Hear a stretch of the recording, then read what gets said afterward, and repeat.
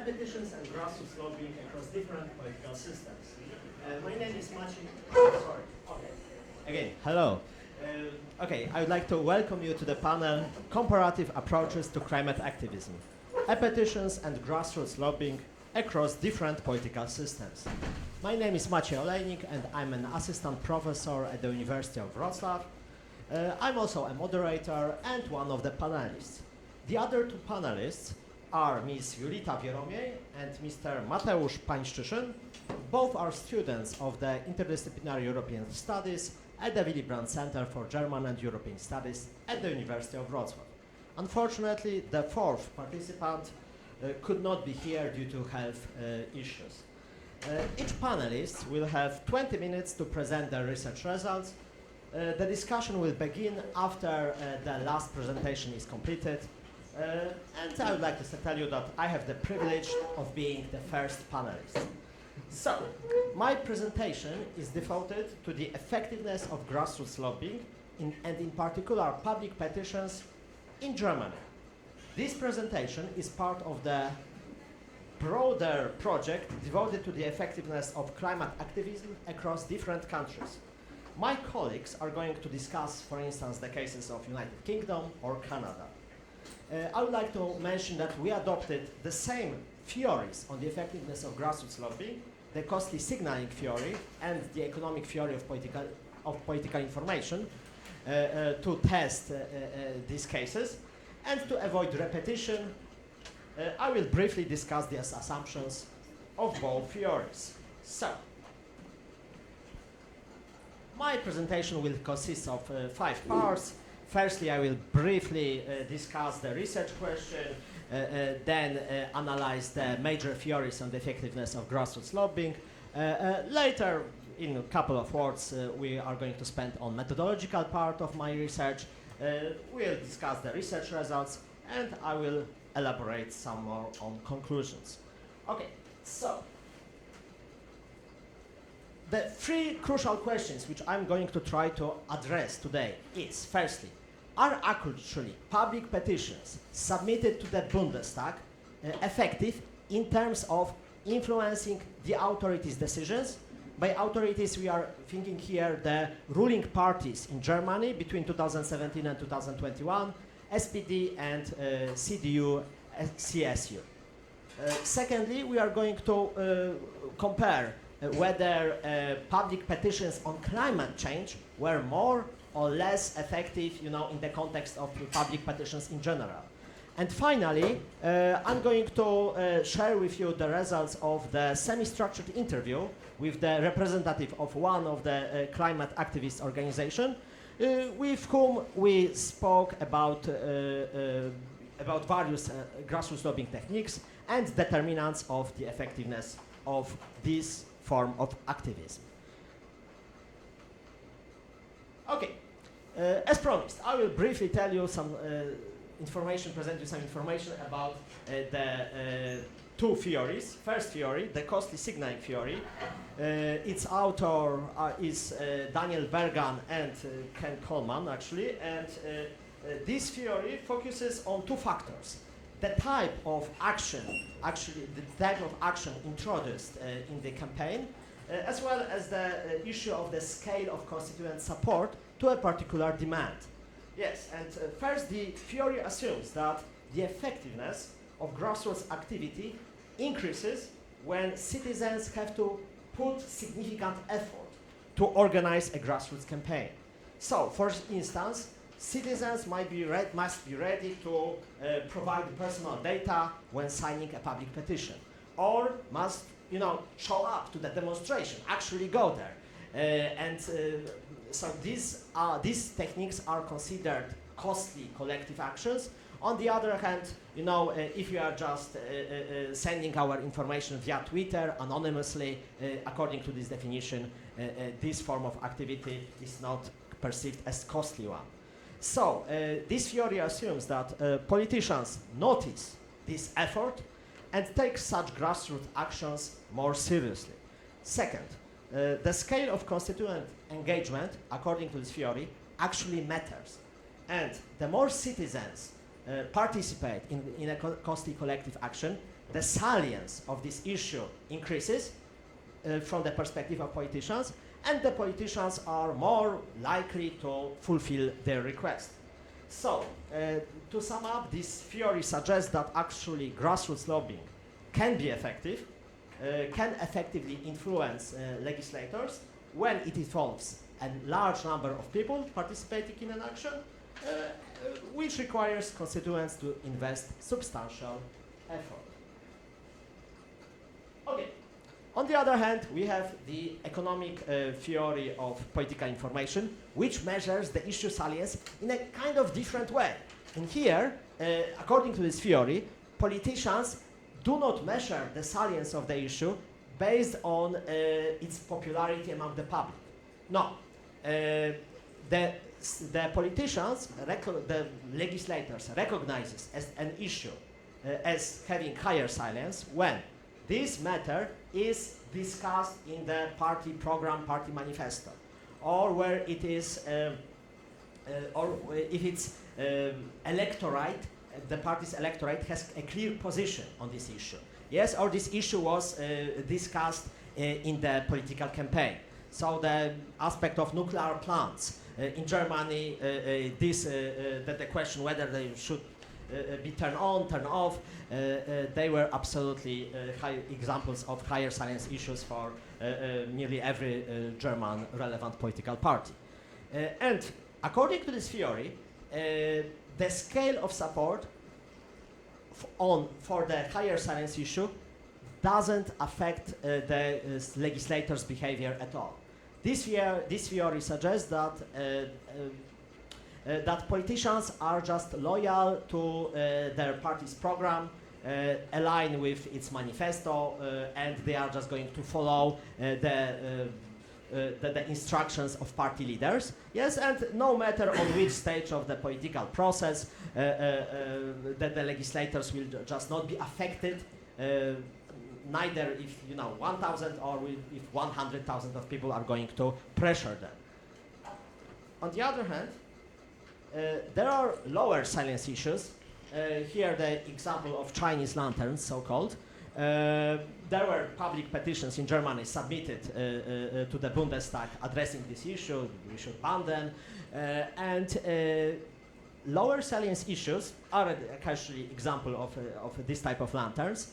So these are the issues which were not discussed in parties' manifestos. They were not discussed during the electoral campaign, and the party's electorate rather does not have a very clear stance on this issue. By the way, I would like to tell you that the authors of this distinction are Mr. Witko and John Kruverius. Okay, so according to this theory, actually politicians are perceiving these issues of having niche nature, that not a lot of people will be interested in them. So if a significant number of people supports a lower salience issue demand, actually it is believed that legislators are saying, okay, it doesn't reflect, this campaign doesn't reflect the approach of the position of the public. It is managed by some kind of interest groups. So actually it is believed that politicians are less willing to fulfill the requests on lower salience issues which are more popular than which are less popular. When there are fewer people who are taking a stand on this type of stuff, it is believed that legislators will be more willing to fulfill them.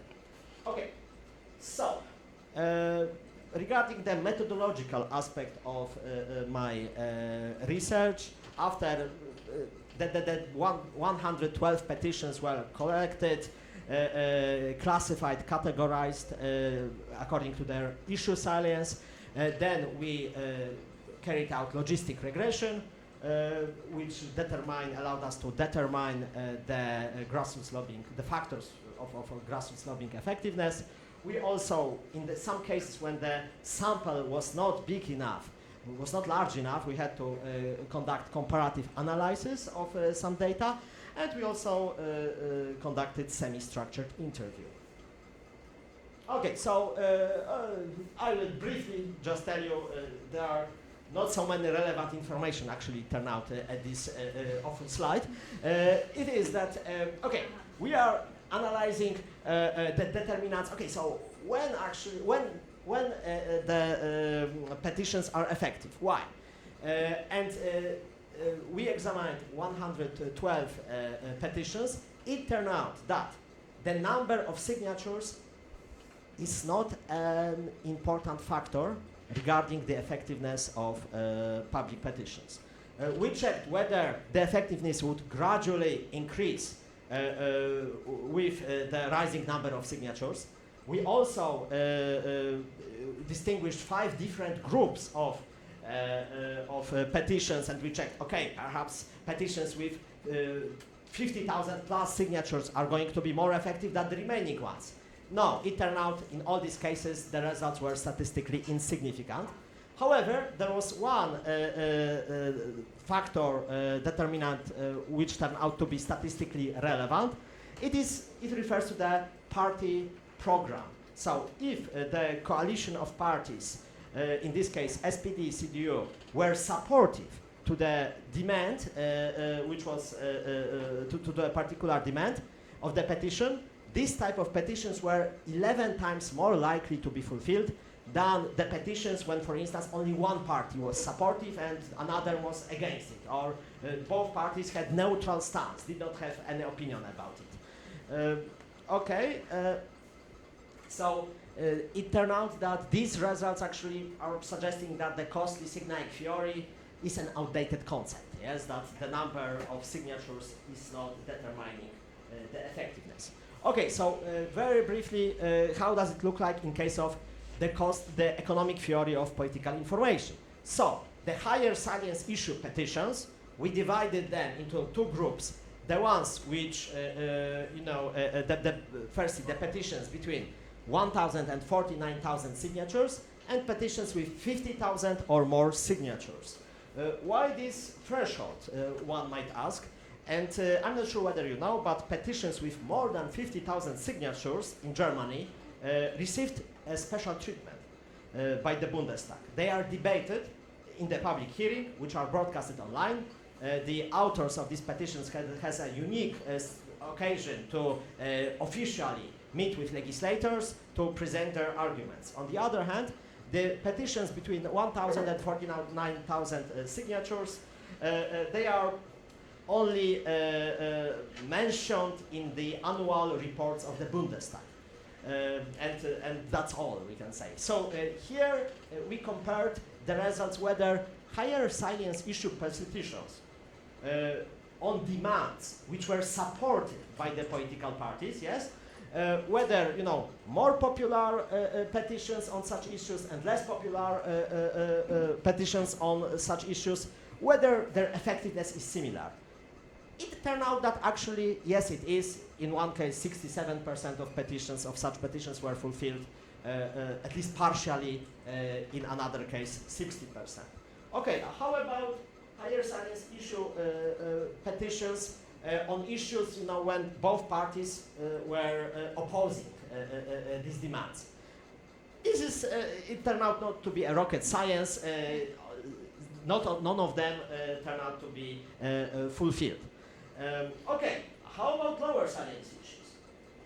It turned out that actually they are very, very not effective. Yes, when the party does not have any opinion on the matter, when both ruling parties, it didn't matter whether 50,000 or more people were screaming, were pressuring the government. Usually these petitions were rejected, and there is. In case of the less popular petitions, only 10% of them were considered as fulfilled. So the economic theory of political information, we can argue, it has some explanatory power, especially regarding higher salience issues, that the scale of support doesn't matter at all. Politicians are loyal to their demand, to the party's instructions.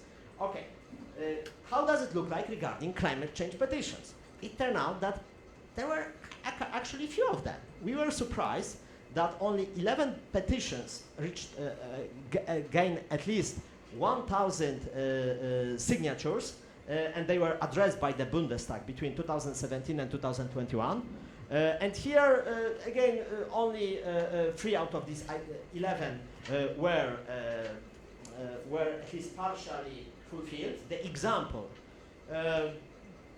there was a petition on lowering prices for train tickets, and it might be considered as actually a huge success of this initiative. On the other hand, there was an initiative to somehow fine or German companies which would invest in Australian coal mines. Yes, and it was a popular petition. However, the German ruling parties said, no, this is a private business. Businesses, we are not going to interfere.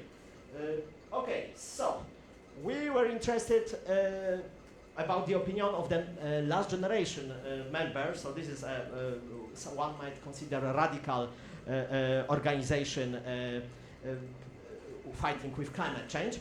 They are perceiving, they told us that they are perceiving themselves in such a way. They told us that they do not believe in this form of lobbying like public petitions. However, they appreciate somehow traditional models of communication like face-to-face meetings, but the most important for them is gaining the media attention. What is interesting is that they truly believe that when they are protesting, they might make a difference, and their belief is coherent with the theory I discussed we perceive as outdated. So according to the representative of the last generation, the more people participate in a costly collective action, so for instance in a demonstration which is tough, there is that police are going to somehow, let's say, punish them, hold them accountable later, the state. So the more people participate in such an action, the more effective we are. And they were underlining this interesting view. Okay, so to summarize, public petitions turn out to be moderately effective instrument. The scale of support of the constituents doesn't really matter. On the other hand, the perception of the activists is completely different. They believe that the citizen support is very relevant. And the key determinant which we found was the ruling party's attitude towards the demands mentioned in petition. Okay, just I would like to tell you that unfortunately we do not have enough time to discuss it more broadly. So next month, if you are going to be interested, there will be article published in the Journal Parliamentary Affairs, which is going to be in open access, and you will have the possibility to gain familiar more with this matter. Thank you very much.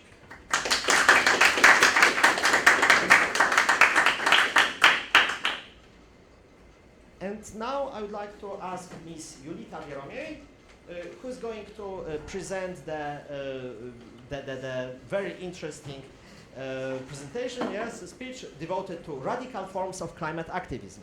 The case of the Just Stop Oil movement in the United Kingdom.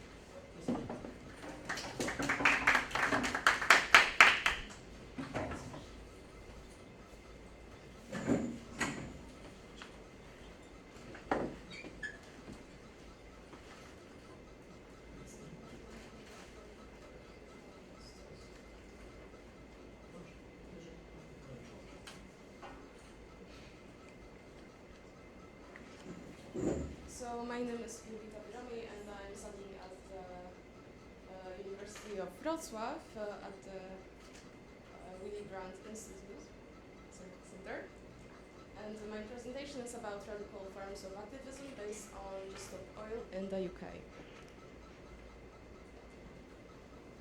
So I will start with very basic definitions. My professor already explained what is grassroots lobbying and possibly signaling theory. So we'll start with definition of activism. Activism refers to the practice of taking direct action to affect ecological, political, and economic change. It compared this a wide range of activities from grassroots organizing, protest to lobbying and community outrage. And it aims to challenge the status quo, address inequalities, and amplify marginalized voices. So my research was about the radical forms of activism in the UK. So I planned to evaluate whether just of oil's practice achieved planned by the results or risk undermining the broader climate change efforts of activists.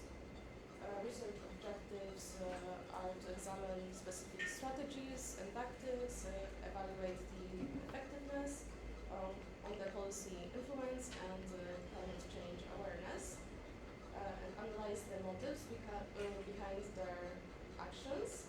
Also to assess what is the political and societal responses to their activism and the long-term implications of their actions on a greater scale. So my hypothesis is the more citizens participate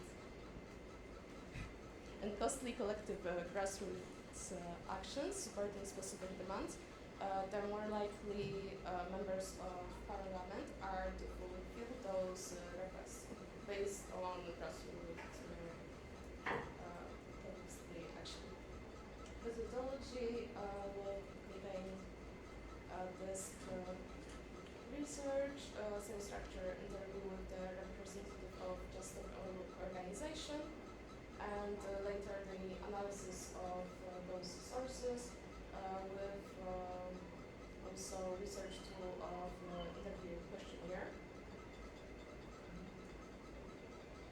So to explain what is the effect of just oil, I need to explain what is just oil.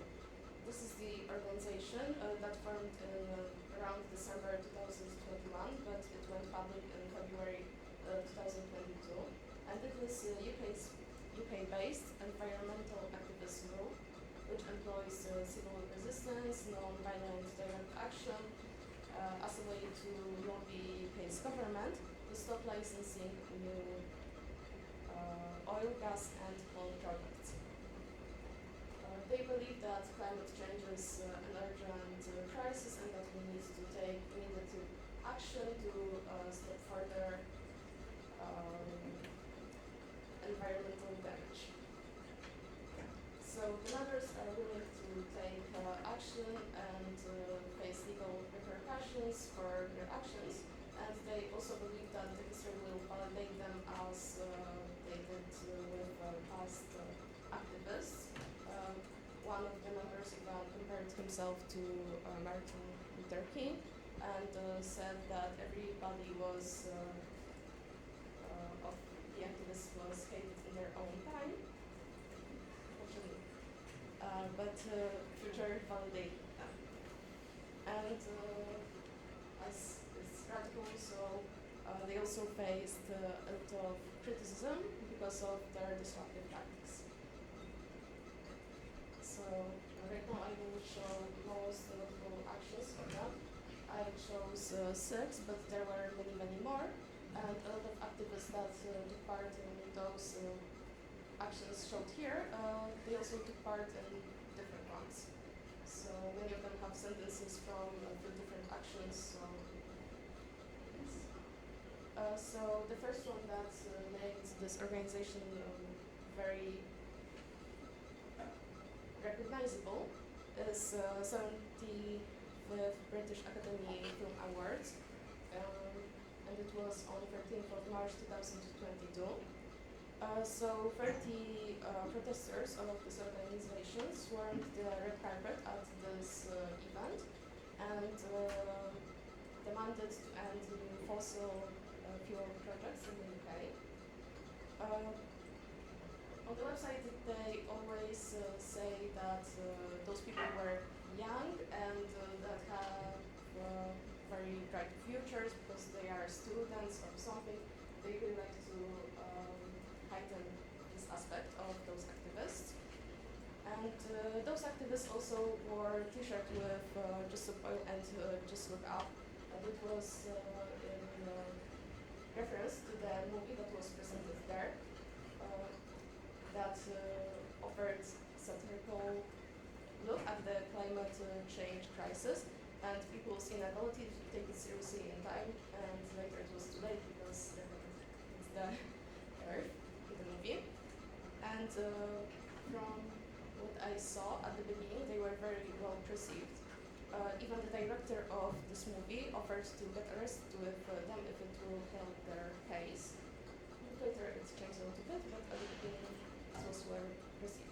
So later we also had few people that swarmed football matches, and it's I don't know exactly how many because there were too many to count.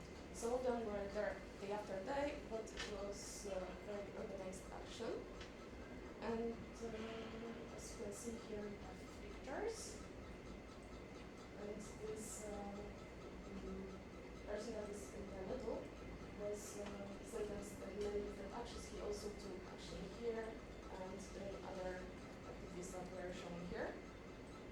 So at least he received a 6 weeks prison sentence. Let's explain what happened. So he tied himself to the goalpost and he needs to be removed from the stadium. So he received a 6 weeks prison sentence and £50 fine or 1 day in detention. Plus he received a 3-year football banning order and was ordered to pay £500 as prosecution costs. And later in 2023, he said that he altogether spent 6.5 months in prison for all the actions that he took. So the next action is all containing protest and sabotage. So from 1st of April till around 28th of April, hundreds of protesters blocked 10 critical oil facilities, intending to cut the supply of petrol to southeast England and force the companies to suspend their operations. The activists were climbing on top of the fuel tanks, sitting on the roads and preventing tankers from leaving the facility. And since 1st of April, when the action started, around 1,000 arrests were executed.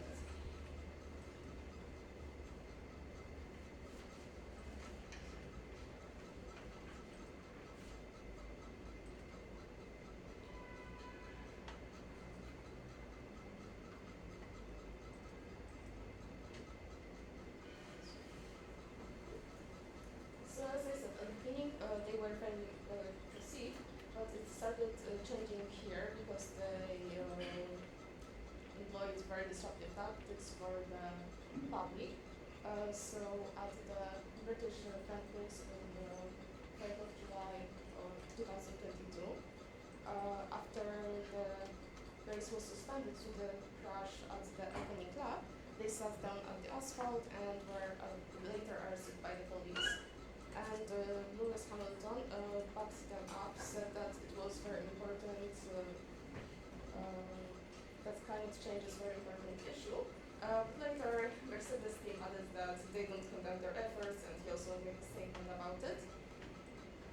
And it also started then that activists received more and more prison sentences that were quite harsh. So some of them received 12 months, suspended for 2 years. It was also the person that was at the goalpost, or community service, in general community service and prison sentences in suspense.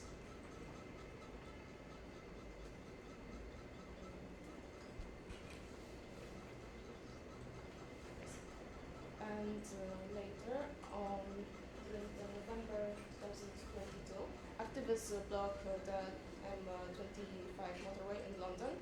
And stopped the traffic. It lasted for 4 days and involved 45 activists. And 5 of them received multi-year prison sentences. And the co-founder of the group received a 5-year sentence. And 4 others were sentenced to 4 years each.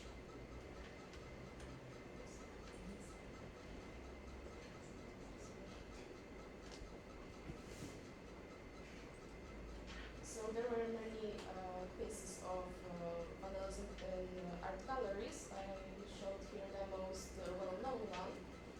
And also the member of the organization said that it was very important because of that they received a lot of publicity in media. So it was very important for this movement. 2 protesters threw tomato soup at the canvas painting of sunflowers. But the painting was partially protected, and later they put themselves in a frame. So the painting was protected by the glass. So they said that they took it into the account, but how true this we will never know. So more than 20 arrests were made, and those girls received 2 years and 20 months in prison respectively. And the next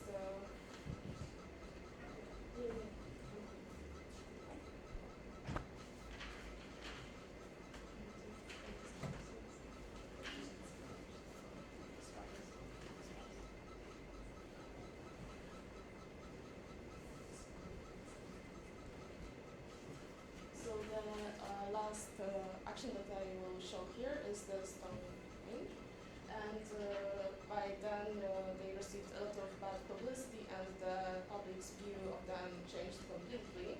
And they were more criticized, and public didn't think about what was motivating them to do this action. So 2 of the activists vandalized 3 of the stone range stones with orange corn flour. They said that it would wash away, and later there were no visible signs afterwards, but the damage was done not only to the stones but also to the image of the organization. So even the Prime Minister called them disrespectful, and that they vandalized such an important for the history monument. Right now I will skip to the media coverage of the movement. So first is Daily Mail. It's the most popular one, and it's non-public, so they are interested in very remedial movements and actions. So they often emphasize disruptive nature of the group's actions, public inconvenience, and the unfavorable reactions of the public. They also focus on the prison sentences for the activists and use derogatory terms such as Zayot. And they also highlight the public and political backlash for the movement. Next one is the Guardian, which is more on the left spectrum. So they often sympathize with the organization, but they also acknowledge the controversy around the actions and the methods. They also show their motivation behind the activists and show a lot about the urgency of the climate crisis and provoke the discussion behind this movement.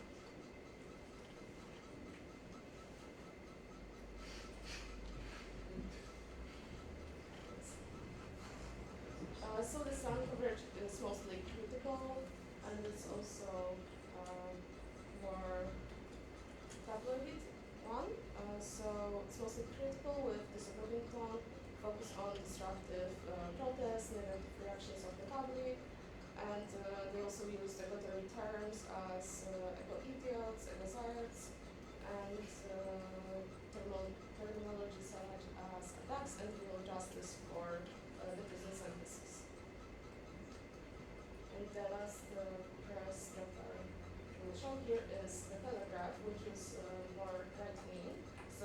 also show critical opinion about the organization and focus on their disruptive tactics, public inconvenience, and legal consequences for the activists. So they also track down the financing sources of the organization and show the opinion about the organization of public, mostly negative one. And the results. So the impact of this organization on the UK's laws was this organization was very significant for the change in UK laws, mostly about how activists are treated, and government just introduced tougher laws for those activists. The first point here is about the Public Order Act from 2023, which introduced stricter laws against disruptive protesters, and it led to more arrest and faster removal of protesters from the streets. And also they introduced laws that made it for the activists to be stricter with the punishments, and they also received longer prison sentences than before any other activist did. So two of the activists that climbed on the Dark Road crossing bridge were sentenced to 2 years and 7 months in prison, which is one of the longest sentences in the UK's history for the climate change protester. And of course,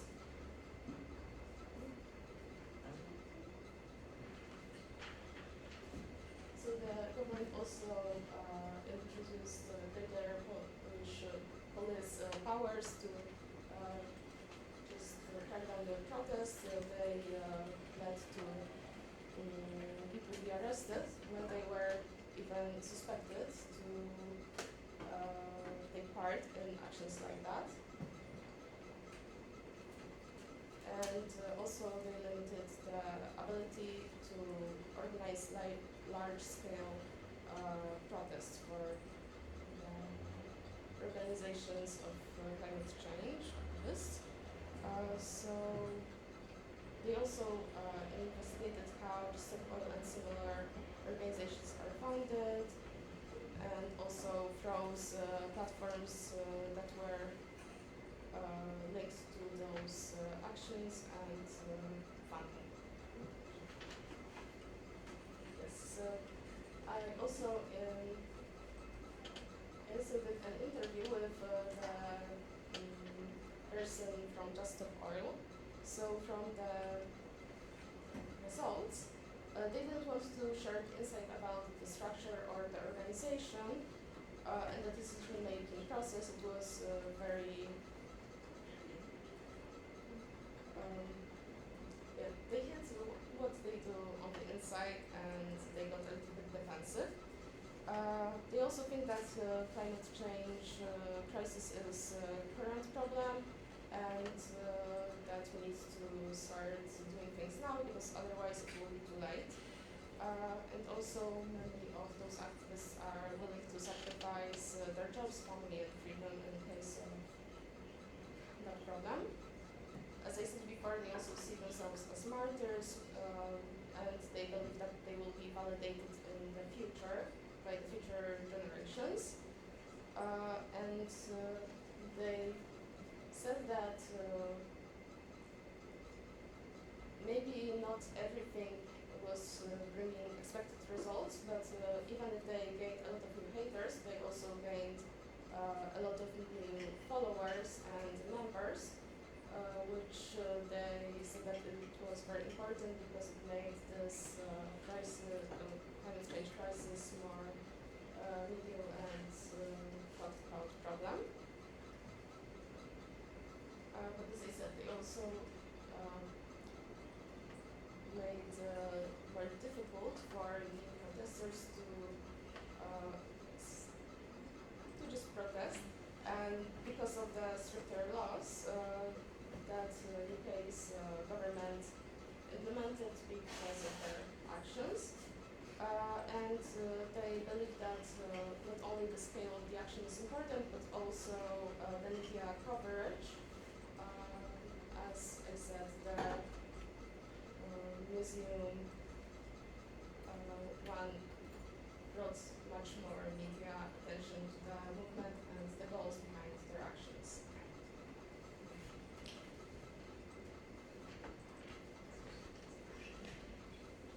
So I will, we are almost at the end, I will start with the conclusions. So the just of oil continues to be polarizing force in the climate change debate. Many agree with their cause, but disagree with their methods. And the high-profile protests generated widespread media coverage and also significant backlash for the movement from both public and authorities. UK government responded to their actions in an unexpected way because they passed stricter laws that provided easier legal ways to crack down protests and stricter punishments also, and increased the power of the police in the UK and made it harder to for Just Stop Oil and other organizations to operate in the UK, which also sparked debates about civil right to protest. So the organization definitely achieved its goal to make their cause well known and, as I said before, gained a lot of new haters and sympathizers. And even if the motivations behind their actions are very noble, their activities and not always legal ways of action made it harder for other organizations to organize protests and then motivate the society to support the organizations and for their cause. So in the perception of person that we interviewed from the organization, the hypothesis of costly theory is partially proven right, as the scale is important, but also the media publicity and the methods determine the effectiveness of grassroots lobbying. But from what I saw, it's not fully correct because in this specific case, costly theory is not effective because Just Stop Oil's actions brought unexpected negative results while not achieving their main goal.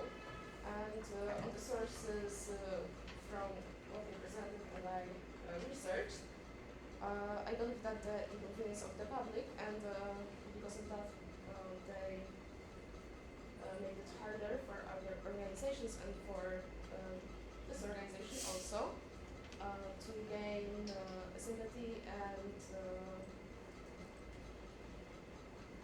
achieve its goals of influencing in a positive way, influencing the UK's laws because of their disruptive tactics. Thank you for the attention.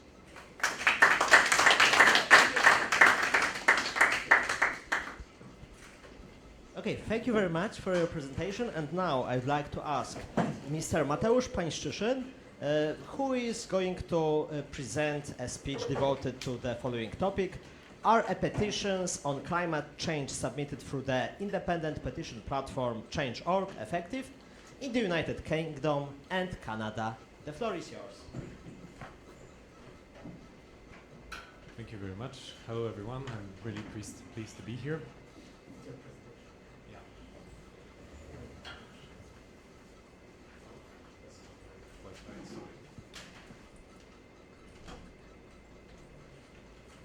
That's better. So, the topic was already said by Dr. Olejnik, so I want to do it again. It was a comparative analysis of two cases, Canada and the United Kingdom, on the analysis of only E-Petitions, let's say, on Change.org platform. And some basic stuff For my recent goal was to find out how effectiveness of e-petition is affected by different factors, and these factors will be presented afterwards. And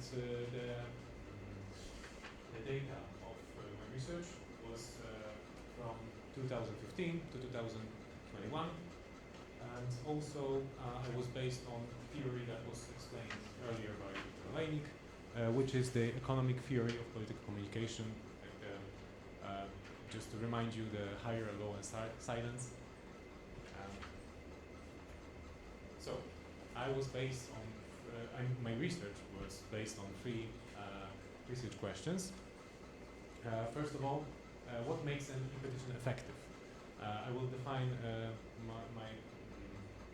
my view of effectiveness afterwards, but I'll present my answers on the end. Another research question is, what is the best way to get enough popularity and agency for the sake of the problem? What's the most important to get the goal reached? Yeah, and what is the correspondence of topic of e-petitions to a party program, whether there is any, and it's also according to the divide of higher and lower salience issues. From the theoretical part, also I would like to mention my methodology. First of all, I analyzed 90 petitions in general. 50 of them were from Canada and 40 of them were from the United Kingdom. I set the threshold of my research on 9,000 signatures. The reason behind it is really simple, because when I was doing some basic research before the actual research, I found out that almost none of all the petitions above the 9,000 signatures threshold were non-effective in any way. So I just found I find it reasonable to set the threshold on 9,000 signatures. Also, the effectiveness. What's the definition according to my research? My definition of effectiveness is not only whether the goal was reached, but also the partial effectiveness. Also, when, for example, the petition caused for example, some parliamentary debates, or maybe it started some local movement, social movement. It's also some kind of effectiveness I found reliable. My method was logical regression and comparative analysis, basically, and also last thing, my definition of environmental issues, because I analyzed the petitions that touch on environmental issues. So the definition is that this petition that touch on fighting with climate change in general, saving biodiversity, natural habitats, or local, or also state nature in general. That was my definition to the research. And now, going to the research itself. First of all, I want to explain the different factors I was taking into account. First of all, this is political and media reaction. So, was the petition talked about by some media, politicians, just in general, and how it affected the effectiveness of petition, whether does it have any correlations whatsoever or not. Another factor was the number of signatures, but in the meaning that whether there's some correspondence, the more signatures the petition gets, the more likely it is to be effective. And I wanted to see whether there some effect because of this factor. Another factor was whether the petition was created by some private or petition starter, I mean only one person, or by the organization. the last factor was the divide between higher salience issues and lower salience issues. I mean, also I thought that lower salience issue and higher salience issue would be the two factors, and no matter that higher salience issue was supported by the governing party or not, like because this is higher salience opposing, so whether there was some correspondence between that. And now, not to waste any time, the two columns that are the most interesting and the most valuable are these one. First of all, there is a column of significance, whether the result was significant or not. I mean, statistically significant. When the result is above 0.05, that means that is statistically significant. So, as you probably may see already, none of these factors were statistically insignificant, which means they had no correlation towards the effectiveness of petitions whatsoever, except political and media reaction. And as you look on the other column, which is the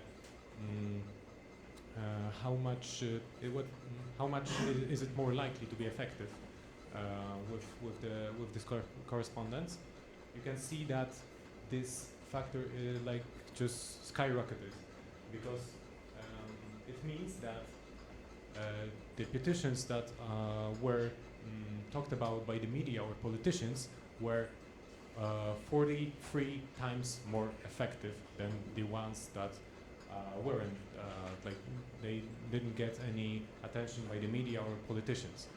And that's the case with the United Kingdom. So this is the final results of my research when it comes to the United Kingdom. Nothing is relevant, just to sum up, other than political and media reaction, which I think is really crucial, and it shows how the petitions generally work. And not to give you only the raw numbers, but also show you some examples. It doesn't always look like that. When petition grows some enormous attention because they get, for example, I don't know, 500,000 signatures or something like that. It's not always the case, but sometimes there's only need to be, for example, not even 27,000 of signatures, because it also there's a correspondence between the local and states issues. For example, there was a petition about the kelp dragging, which is like getting plants from the seafloor, and it was addressed in to Scottish Parliament, because it gained a lot of media and political reaction, and actually the petition started a social movement that gets to the Parliament, as I said. And after the popularity of movement and the petition, actually the ban of kelp dredging was put into motion. So I think that's quite interesting. There's not always need for a big amount of signatures. Now, the Canada case. I won't talk about the specifics once again, because I think you can also remember, but it's really interesting for me, because the result is pretty similar than in the UK, because every other factor except four factors. Three factors are significantly insignificant, except the political and media reaction, which also skyrocketed. I mean, not that many as in the United Kingdom, but also the petition that gained some attention by politicians or media was almost 30 times more likely to be effective than the ones that didn't get that kind of attention.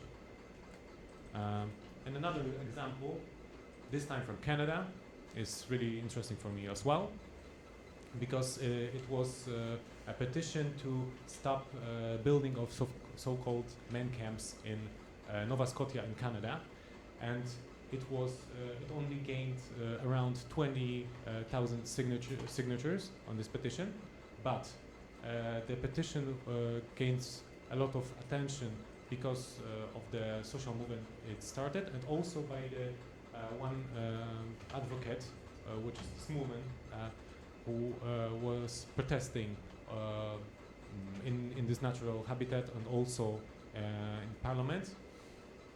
And this petition gained wide media coverage, and it was actually that's important, and that gets so much attention that an almost $1 billion investment, which was the so-called men camps in the Nova Scotia, was cancelled totally, and it wasn't postponed or something like that. It was just cancelled. So I think it's really interesting for me that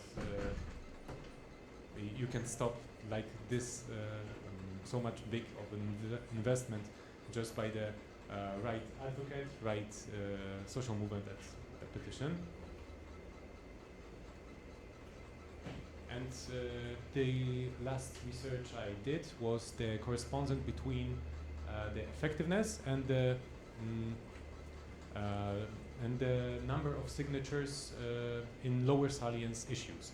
I mean, when I say number of signatures, I mean the petitions that were in the above or below the threshold I set, and the threshold is for Canada 40,000 signatures, and for the UK 50,000 signatures, and the threshold was set by me because it corresponds to the average and median of all of the number of signatures, I mean all of the petitions I researched.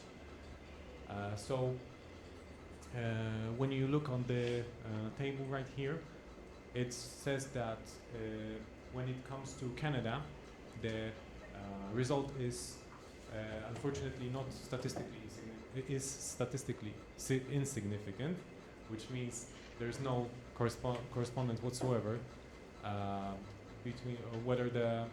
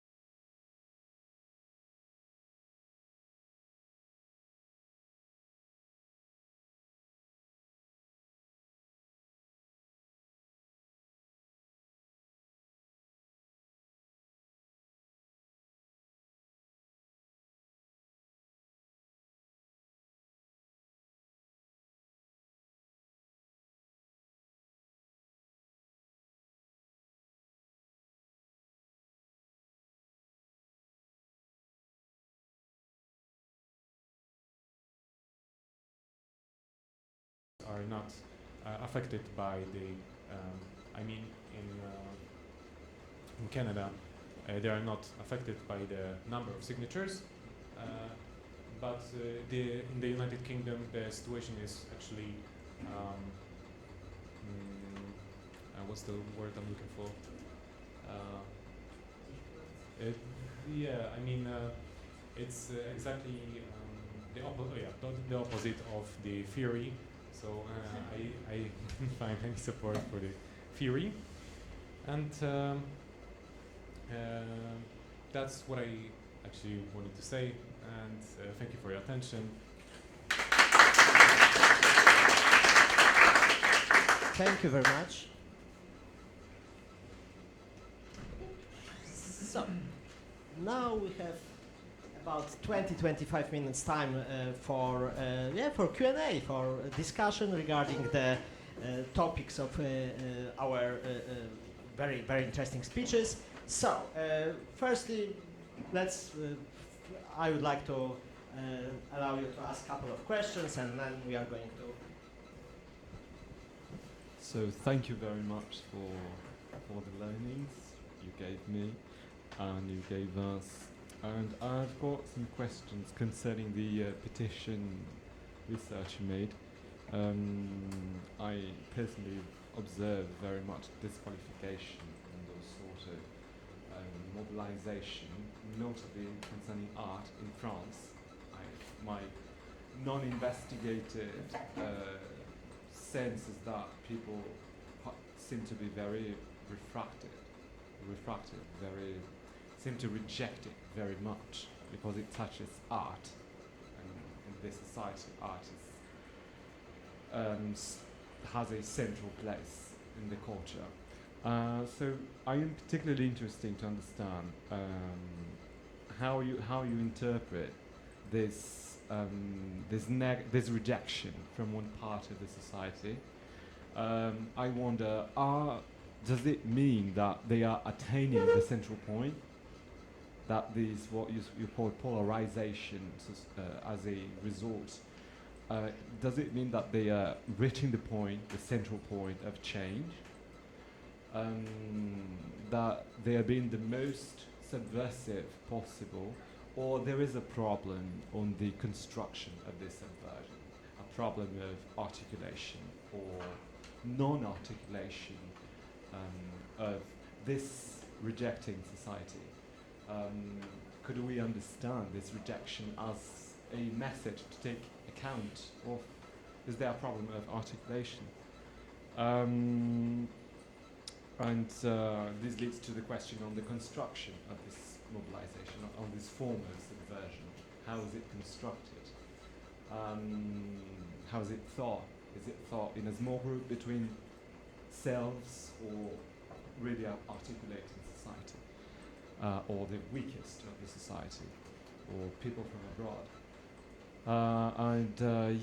I think this question also joins. I would like to understand it from the other petitions you made too.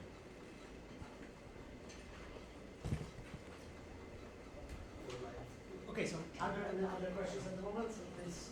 Okay, so here. Thank you so much for that. I think my question is to Mateusz. Thank you for the presentation. I'm living in Canada. I think I wanted to ask you about one thing. I feel like it's not the petitions necessarily, it's not the green initiatives that made that change the big one. It's always the indigenous rights in Canada. It's the biggest topic. And how do you approach these kind of like intersection of topics because clearly it was the indigenous women who were doing that protests, and that's why it's not petition. Like, as you say, the petitions do not really matter in Canada. And sad to say this, living there, environmental awareness is not really a big thing. They are horrible at consumption. So like, in my opinion, this is the question: how do you work when it's an intersection of other topics including to the environment? Thank you.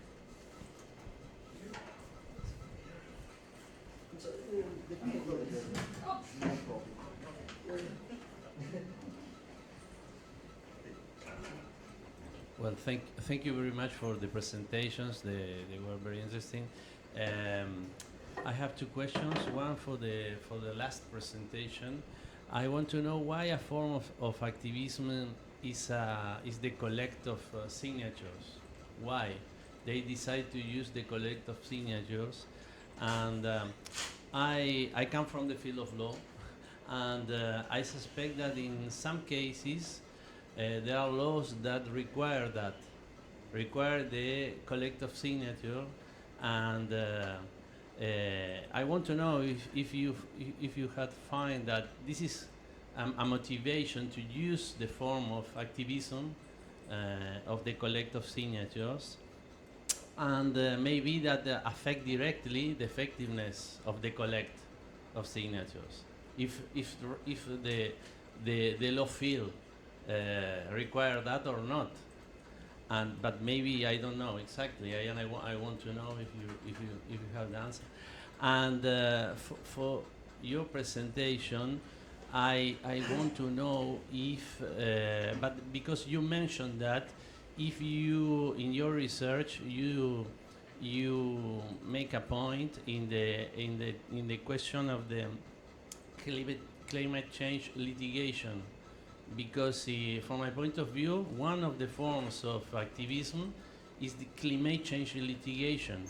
You know, to pass from the field of social protestation to the field of the judicial power.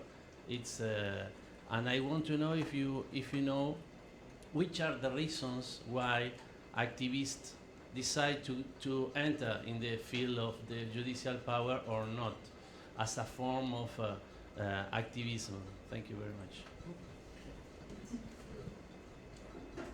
I think Don't fall. I will survive. Thank you. Yes, thank you for bringing this topic to the top of the agenda. I have a somewhat similar question. As someone who does all these things on a regular basis, petitions are indeed one tool, right? And so when you measure effectiveness of the petition, I think that is the difficulty. Like when we're fighting, for example, the expansion of a private jet airport right now in Boston, and we have a petition, but we also have 50 other things that we're doing at the same time to get the same result. So the petition is not the only thing we're doing. And so how do you eliminate all the other things we're doing in order to prove the effectiveness, right? And that's one thing. The other thing is sometimes one other goal of the petition is to collect signatures for us, so that we have people that we can then rally with, right? Because when people sign our petition, we get the information, so we also know who the people are that we can call on when we mobilize in other ways. So that's important. That one question for the Just Stop Oil, and also in general, what I would wonder is, what is your motivation to focus on this? Because it seems to me like the overarching question is it effective to do something about climate in this way? And then, so that my wonder for you is, are you suggesting that people should do different things than this? And if so, what are they? And if not, I just want to know what motivated you to do this research. Thank you. There are a lot of questions already, but I saw that you wanted to ask something or not yet?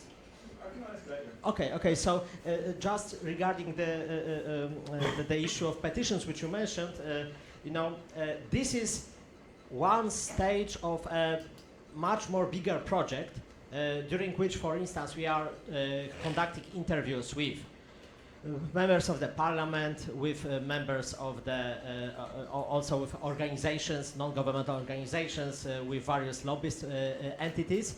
And we are also asking them about petitions, about the relevance. So let's say that we decided today to also, we cannot talk about everything, about every type of grassroots technique. So today we decided to pick this topic, but of course, we have to think about the action in the context of public petition is one of the, let's say, instruments which, for instance, initiate the bigger actions. Yes, so we are thinking about it from this perspective, and we are like that the grassroots action consists of several activities. Okay, but there were a lot of questions to my brave students, so who would like to start?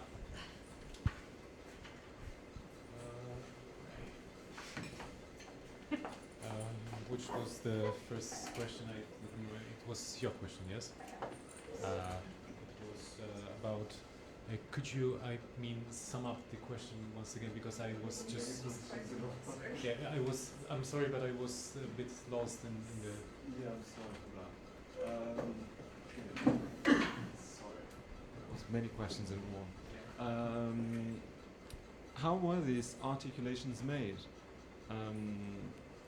Is there, does this, maybe it relates more to your question, does this the reaction, the rejection that we have observed to many of those articulations or non-articulations, what is the point of the failure? Or the polarization we observe is a synonym of producing something, of attaining, reaching the central point? I believe that this question was for both of you, so. Okay, if I try to answer the best as I can, I think the most important, according to the petitions, my research, was to, and what was the result of my research is to give, to get attention and to somehow get the attention of the people, in general, to gather some people interested in the case, but also to affect the people in that way that they could get some, produce some pressure on politicians, not only the state politicians, but also the local politicians, because I also saw that kind of petitions, a lot of these petitions. So I would say, if I can answer it that way, I would say that the main reason is to get attention and get pressure to just, it could get the polarization, as you said, it can result in polarization, because not every action is considered valuable and with a good correspondence of the cause, but I think it's usually then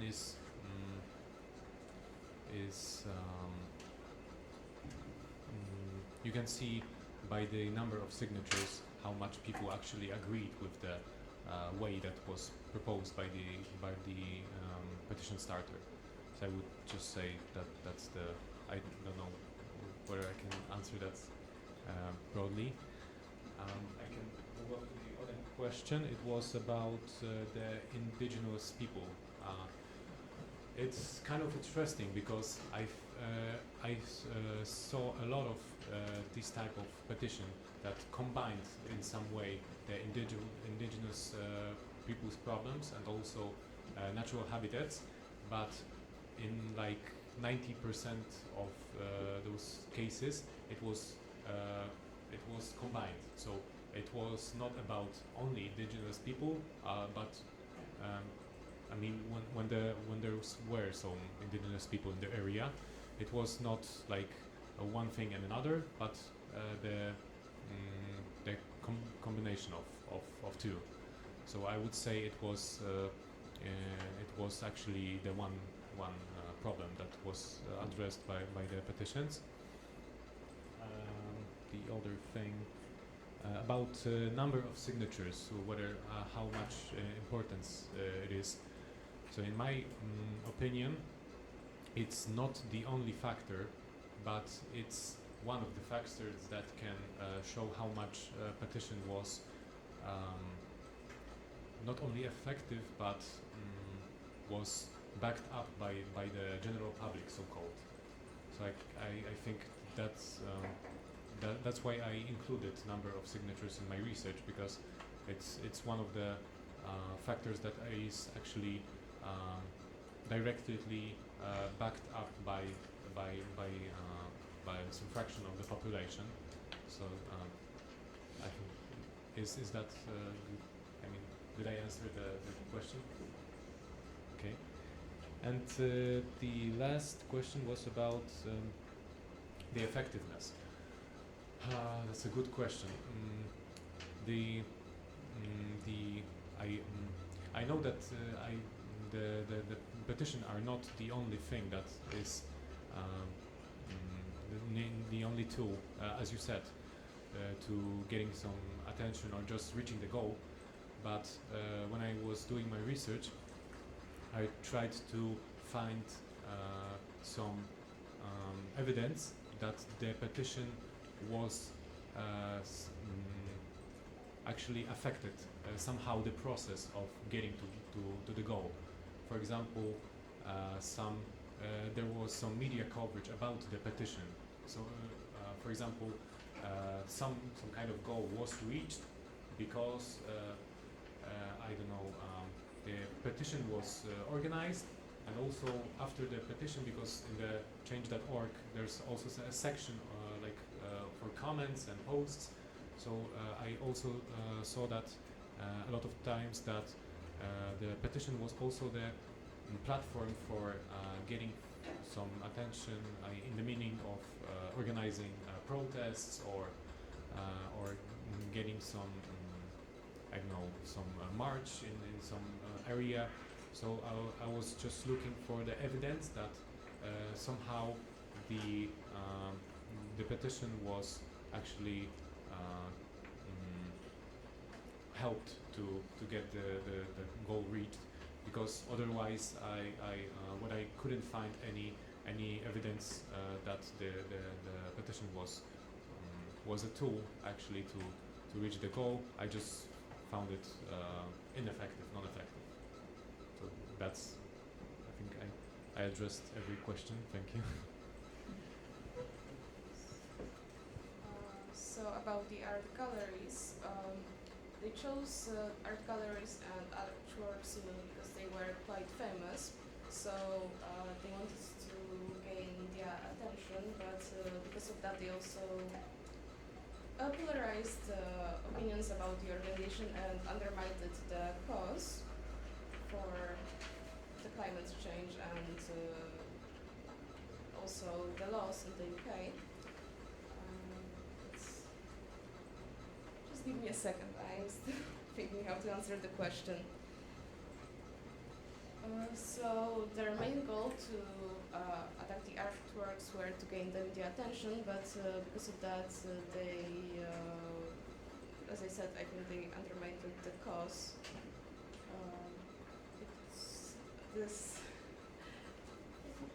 Sorry, I also didn't understand really your question, so I'm trying to answer. So maybe I will answer the next ones about registration and how what we would suggest how they should operate. I don't know how they should operate, but even the person that we interviewed said that they didn't expect those negative results, and because they would act differently, but they also don't know how, because they did everything as they thought would bring expected positive results for their organization and stop new fossil fuel projects, but unfortunately it didn't, and from what I saw in the media and everywhere, it actually brought a quite opposite effect, because it became easier for the protesters to be punished or removed, and in general it made people quite negative to the organization and to the broader cause, and made those people look a little bit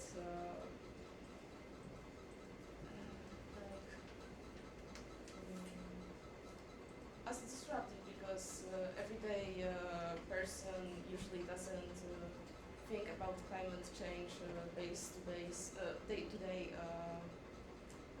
so it just makes them negative about the cause. And about the registration, I asked this person if they thought about it if they thought about using legal and proceedings, maybe to join some organization to pass some laws, but the person that I interviewed wasn't really, didn't really talk much about it. I don't know if they tried to do it, but from what I heard from that person, at least that person didn't try to do it, and thought that the action that they took was the most effective, and in this person's mind it was effective because they wanted to gain media attention, and they did. They also changed UK laws, but not in the way that they wanted to. So I would like to tell you that actually a lot of grassroots organizations are confused, the ones which are operating in the area of climate change. They are confused what to do to be effective in comparison to several other grassroots organizations which are fighting for their own interests. Because now I can appeal to some various other interviews which I did not discuss today here, but there are farmers organizations which are the climate change activists. They are arguing that we are demonstrating, we are blocking the streets, we are not achieving the same success as, for instance, farmers who are doing the same thing, but they are shouting more, and it's not fair, and we don't know. They are really sometimes confused, and they don't know what they could do better. Yes, regarding their effectiveness. This is a huge challenge for them, because I encountered several times this issue that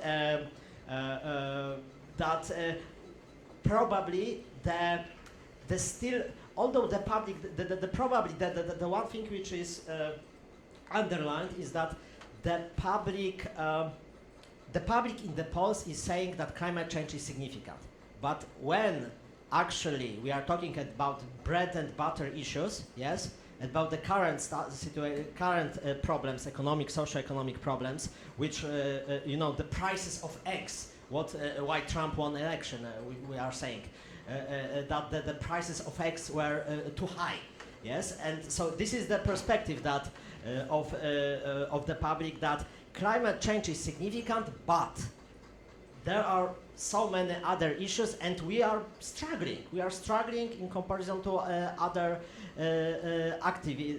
grassroots activists. The answer might be coalitions with some other interest groups, which might be more powerful sometimes, but it is very difficult. I can tell you that we conducted interview with animal protection organizations in United Kingdom, which were effective, but they are 200 years of experience, gigantic sums of money, strategy in such a way that, for instance, and this is why petitions are close to my heart, you know, when you are submitting petitions to the UK Parliament, actually you can track from which district people signed under the petition. And try to imagine that these huge organizations which are protecting animal rights, they have a certain number of people in each district, yes, and they are persuading people, okay, we have to reach at least 3,000 people from this district, 5,000 people from this district, contacting them. And later they are contacting members of the parliament and showing them, here, this is your electorate. Yes, and we can argue that it is something, these resources are not in the possession of climate activists. I'm sorry, who would like to ask more questions? Yeah, yeah. Okay, if you don't want to. No, I understand. Yeah. So, very quick question to Mateusz. Since you've worked with online petitions, I would like to ask you this one big question. If you think internet and online instruments are actually helping people to engage in democracy or not, because I reckon that signing up a petition online made by a petition starter is not a deliberation debate, deliberative debate. It's rather agreeing with something or not. So do you think these instruments help democracy or not? That would be the question. So, last question, and we are ending. Thank you. And I think this is a really interesting and valuable project, especially what you have illuminated here, as you say, is one piece of the puzzle, and that's petitions. But already looking so and methodically rigorous at that piece of the puzzle reveals how it's connected to these others and how important it is to look at these pieces but then put them together. So I just wanted to support you and applaud you for that, and I'm really looking forward to see more of this and more of these connections, which I think are really interesting. And also interesting for practice, for all the practitioners, to understand that it's not enough to collect a number of signatures. It's not enough to block some streets. It's not enough to get media attention. You have to look at the entire process and use different strategies in different times. And yeah, thank you. Thank you very much. So.